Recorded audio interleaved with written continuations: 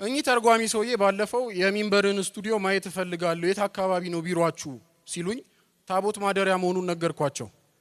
ወዲያው መዝገባቸውን አውጥተው ታቦት ማደሪያ የሚለውን እንዲህ ብለው ተረጎሙት። በይቱላት ወኡዛ።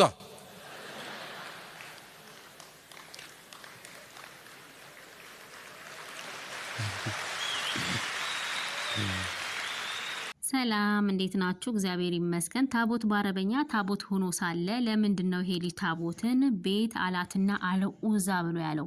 ሱራ 2:248 ላይ የንግስና ምልክትም ከጌታችሁ የኮነ እርጋታ የሙሳ ቤተሰብና የሃሩን ቤተሰብ ከተውትም ቅርስ በውስጡ ያለበት መላእክት የሚሸከሙት ኮኖ ሳጥኑ ሊመጣላችሁ ነው።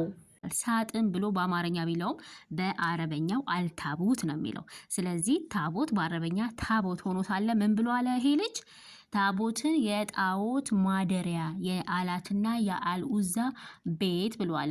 እንደምትመለከቱት ሳሂህ አልቡኻሪ 4860 ሱራ 53:19 ጠቅሶ አላትና አልዑዛን አያችሁን የሚለው እነዚህ ሁለቱ ጣዖቶች እንደሆኑ ከእስልምና በፊት የሚመለኩ ጣዖቶች እንደሆኑ እንዲሁም ሐዲሱንም እንደምትመለከቱት በአላትና በኡዛ በስተት እንኳን የማለ ሰው ላኢላሃ ኢላላህ ማለት እንዳለበት ምክንያቱም እነዚህ ጣዖት ስለሆኑ ማለት ነው። ግን ልጁ ምን አለ?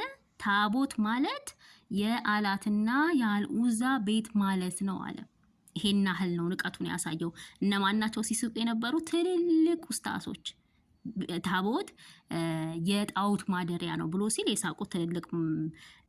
እንግዲህ በዚህ ደረጃ ነው ሙስሊሞች ጥጋብ የወጠራቸውና ሶሻል ሚዲያ ላይ ያላችሁ በምስል የምትታዩ በዛት ጊዜ ፕሮቴስታንቶች የሆነ ነገር ሲሉ አኩቻ የምትጫወቱ ለምንድን ነው መልስ የማሰጡት?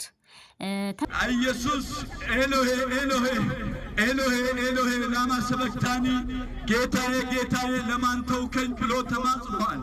አይዞ ሁሉም ነገር የመጨረሻው ቀን ይመጣል።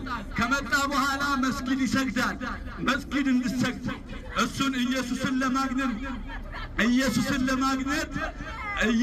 ለማግኘት እስለሚ ያን ለዚህ ሰውዬ ለእንደነዚህ አይነት ሰዎች ለምንድነው መልስ የማሰጡት? መጽሐፍ ቅዱስ ላይ ጥያቄ ሲያነሱ ለምንድነው መልስ የማሰጡት? ወይስ እናንተ ፕሮቴስታንቶች ወንጌል እንደውም ትንንሽ ህፃናት ልጆች ያመኑበትን እውነት ሊመሰክሩ ሲወጡ ካሜራ ይዛችሁ እነሱ ማፋጠጥ ብቻ ነው የምትችሉት?